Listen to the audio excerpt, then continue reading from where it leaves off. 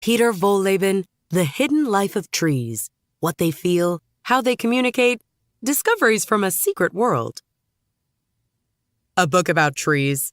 Those boring green and brown things that do nothing but stand there. That at best provide some shade or a convenient place to hang a hammock. Well, yes.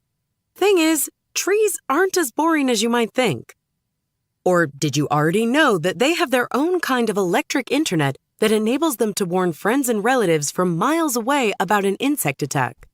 Or that when there's not enough nitrogen in the ground, they collaborate with fungi?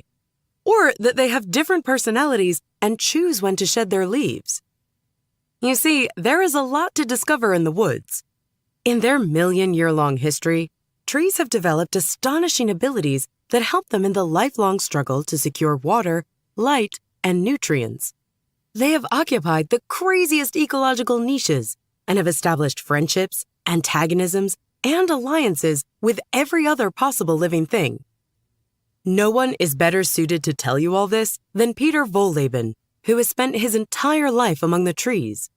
As a child, he already wanted to work in environmental protection, and now has worked for more than 30 years with trees. He practices a natural kind of forestry that is productive and humane, one that he's honed with his unbelievable eye for detail and his immense factual knowledge. His awe of the woods and its inhabitants is legible in every line that he writes. In these blinks, join him on a walk through the forest that will put our green friends in an entirely new light. Blink number 1. Our planet's lungs. Trees play a vital role in global water and carbon dioxide cycles. Before diving into the fascinating abilities of trees, let's take a brief look at their general importance. Humanity owes them a great deal. They clean the air we breathe and help ensure the availability of water, even in the world's most remote locations. In fact, without trees, humans would be unable to survive. If there were no trees, large swathes of the earth would dry out. As you probably remember from school, the way the global water cycle works is that water evaporates from the oceans, condenses into clouds that blow onto dry land, where it then rains down and trickles into streams and rivers that flow back into the ocean. However, this straightforward explanation omits one crucial fact. Without trees, every cloud would rain down within 600 kilometers of the coast, leaving the inner parts of the continents bone dry. Trees essentially act as gigantic water pumps, transporting water further inland. When it rains in a forest near the coast, much of the rain remains on the leaves of trees and the forest floor. This water then evaporates, forming new clouds that make their way further inland where they rain down. In addition to hydrating the inner reaches of continents, trees also clean the air of carbon dioxide, thereby protecting the climate. They gather CO2 from the air and store it, and when they die, some of this gas is re-released into the atmosphere, but much of it remains in the tree. By burning these dead trees, whether in the form of coal or gas, we're releasing the CO2 back into the atmosphere and contributing to global warming. What's more, we're producing so much CO2 that the trees can't keep up. They are unable to store it. As you can see, without trees, the Earth and its climate would be much less hospitable to humanity. Blink number 2. These roots run deep. Trees interact in many different ways with the forest soil. Trees aren't only an essential part of our global climate, they're also the basis for the soil in which we grow our food, and they interact with the Earth's soil in many different ways. Surprisingly, the majority of the Earth's soil is comprised of trees. When our planet was formed, there wasn't much around. There were minerals, for instance cliffs and rocks, and air and water. Beaten by wind and rain, sections of these cliffs eroded and, over time, became a kind of gravel or sand. This is where single-celled organisms and algae settled. Small plants and eventually the first trees followed these initial biomasses. When these plants and trees died, they decomposed, and with the help of small organisms, turned into humus or topsoil, returning to the earth from which they sprang. So in the form of oil and coal, this ground contains the trees that died long ago. Living trees are connected to the soil in many ways as well. They are anchored to it via their roots, through which they absorb water that is then pumped to their leaves for photosynthesis. And these roots also connect trees to one another. It is not unusual for two adjacent trees to share nutrients and information through them. Furthermore, trees develop underground connections to fungi, a phenomenon that we'll examine later. By dropping their leaves in the fall, trees give back nutrients to the ground, nutrients that are then used by forest dwellers. Among these nutrients are also all sorts of material that the tree has no more use for. When a tree loses its leaves, it's basically using the toilet. Blink number 3. A high rate of child mortality. Young trees live dangerous lives. Without trees, we'd have no water to drink, only bad air to breathe, and hardly any soil. High time, then, to get acquainted with our arboreal friends. What does the life of a tree look like? Let's start at the beginning of a tree's life. Every type of tree follows a different reproductive strategy. Some have small seeds that are disseminated by the wind. Others, such as oaks and chestnut trees, have larger seeds, which are usually transported with the help of animals. Where a seed ends up is dictated by chance, and each type of tree also prefers a different location. Of course, these preferences are mostly based on whether the tree will get the right amount of light and water, be protected from the wind, and situated in the right type of soil. There are types of trees that prefer growing next to one another, like birch trees, which need the protection of the forest, and others, like poplar trees, that often stand alone in meadows, where they can enjoy a whole day of sun and a lot of space. But of course, this exposes them to storms and other dangers. Unfortunately, the chances of a tree seed surviving are very low. Often, they land in places where they can't thrive or come up against conditions that prevent their growth. For example, many land in water, too much moisture, or on asphalt, too little moisture, or are brought to caves by animals where there isn't enough sunlight. And even when the seed lands in a place where it could grow, other dangers lurk. It may be eaten by deer or other animals, trampled to death, crushed by a storm, or damaged by hail. In fact, over the course of every tree's life, which can, by the way, last for several hundred years, each tree will only raise one child to adulthood. But as soon as a small tree has managed to take root and survive its first years, it will show the kind of astounding abilities that all trees possess. Blink number 4. Nursery school. Trees have personalities and are able to learn. Young trees don't just grow, they develop a personality, and as the years pass, learn more about their environment and how they should best behave in it. Personality, just as among people, varies among trees. Some are anxious, some bold. We tend to think of trees as doing nothing more than what we see them do. The weather turns cold, trees lose their leaves. Spring arrives, trees sprout buds and leaves. But it's not that simple. On the author's land, for example, there are 3 oak trees growing close together. Each tree's trunk almost touches that of its neighbor. In autumn, one of the oak trees always starts to shed its leaves 2 weeks earlier than the others. Since they all experience the same temperature, the same soil, and the same length of day, such variables can't be the explanation. So what's happening?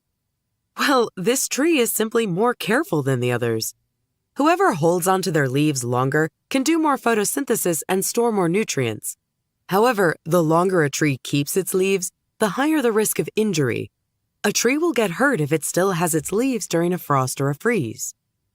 Trees learn from experience. They have to make a lot of decisions throughout their lives.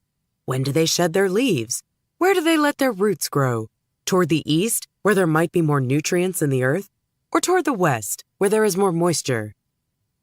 Not only do trees make their own decisions, they also learn from their mistakes. A tree that, for example, kept its leaves too long during one year will never make this mistake again. This leads to several other conclusions. Trees must notice the temperature and the length of the day to be able to save their experiences somewhere. Obviously, trees don't have brains, but it's thought that in the sensitive tips of their roots, they keep track of information and experiences. But trees aren't only clever when it comes to caring for themselves, they also support each other. Blink number 5. Chatterbox. Trees communicate in different ways, both with their own kind and with other creatures. It's good that trees can learn to cope with the threat of danger because they also like to talk about what they've learned. They do this in 2 ways, with scents and with email. Trees can contact not only their own kind, but also other creatures by using scent. Depending on the situation, they release different pheromones. They can be quite ingenious. When, for example, an elm tree or a Scots pine tree suffers a caterpillar infestation, the tree releases a scent that attracts a species of tiny wasp. These wasps fly to the affected tree and lay their eggs in the caterpillars.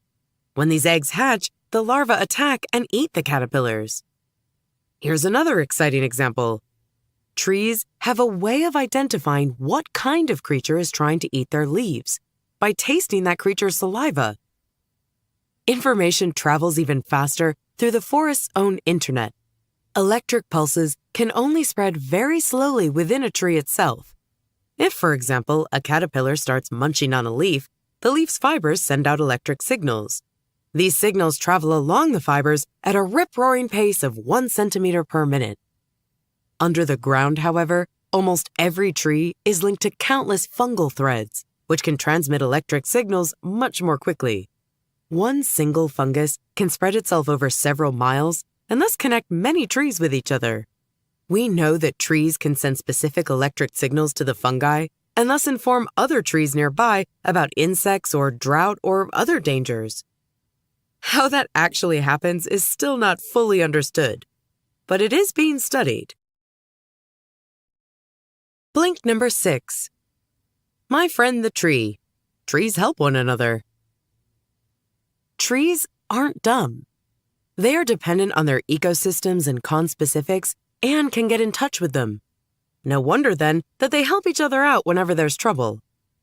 Trees often warn their conspecifics of potential dangers by using scent and the fungi internet. Mostly that works very well. For example, on the African savanna, where giraffes like to eat umbrella acacias. Within minutes of this happening to an acacia, it will release poison in its leaves and at the same time emits a warning gas, ethanol, that alerts other trees within a 100-meter radius of the attack. The giraffes know this game well. Within a few minutes, they head off to another tree that's about 100 meters away, or to trees that are upwind, and continue eating. But for a bit, the immediate surroundings of the umbrella acacia is protected against further attacks. And not only do trees warn their tree friends about dangers, they also take care of sick and weak conspecifics with nutrients. For example, one time the author found a very old tree stump. Its insides had rotted a long time ago to topsoil, a clear sign that the tree had been felled over 400 years ago. But the wood on the outside of the stump was still living. How was this possible?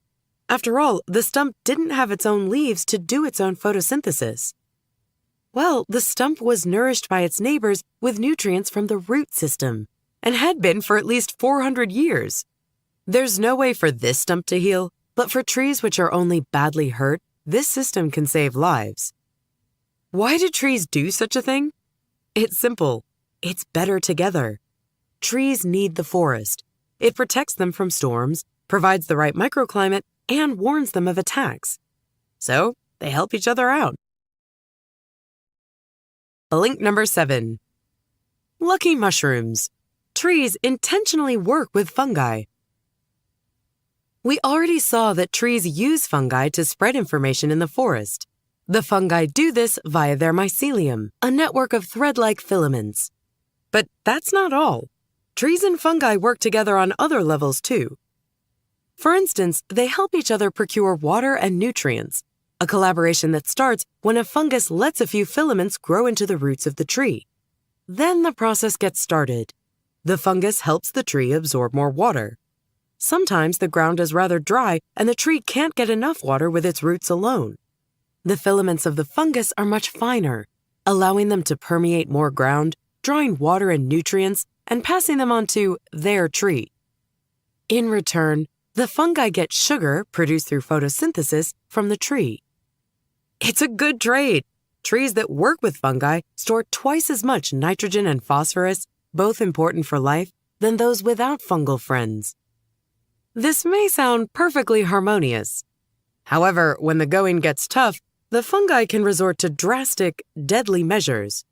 If, for example, the quantity of nitrogen in the ground sinks below a certain point, certain fungi can produce a poison that kills off all the microorganisms in the surrounding topsoil. These animals die and release the nitrogen that they stored in their bodies, so that it's available for the fungi and the tree. So, fungi can make life much easier for a tree. At the same time, they are also sometimes very dangerous, as we'll learn in the next blink.